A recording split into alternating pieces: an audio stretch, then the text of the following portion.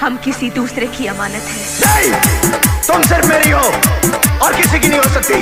हम दोनों के बीच अगर कोई आया तो समझो वो मर गया। राकेश डिजिटल रिकॉर्डिंग स्टूडियो बनारसी वैसा होंगे। धोखा धक्का दूर गली प्यार कर भूल गली चाह रही हो तोरा दिन रात।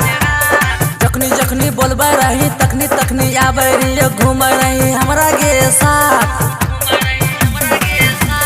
धोखा धक्का दूर गली प्यार कर भूल गली चाह रही हो तोरा दिन रात। जखनी जखनी बोलबा रही तखनी तखनी आबे रही घूम रही हमरा के साथ। छोड़ी प्यार हमरा से कर ली गे शादी दूसरा सर चली गे छोड़ी प्यार हमरा से कर ली गे शादी दूसरा सर चली गे।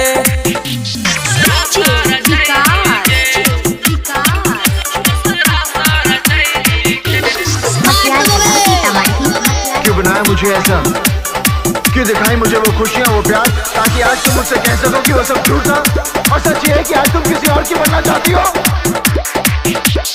दिलवा समान रहियो जान चाह रहियो मंगिया भरे के तोरो सपना सजैले रहियो।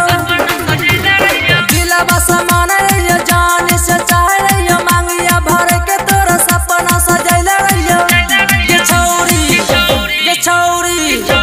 छोड़ी प्यार हमरा से कर ली गे शादी दूसरा सारा चली गे छोड़ी प्यार हमरा से कर ली गे शादी दूसरा सारा चली गे।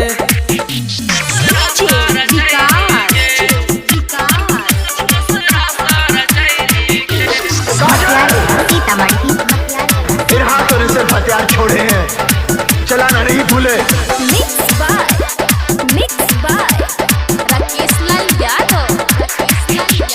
पंकज पीर राइटर का बदनाम कर ली गे सिंगार सर्विस का मारा खिलैली गे।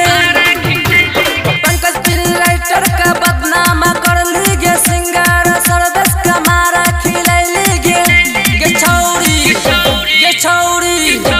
छोड़ी प्यार हमरा से कर ली गे शादी दूसरा सर चली गे छोड़ी प्यार हमरा से कर ली गे शादी दूसरा सर चली गे।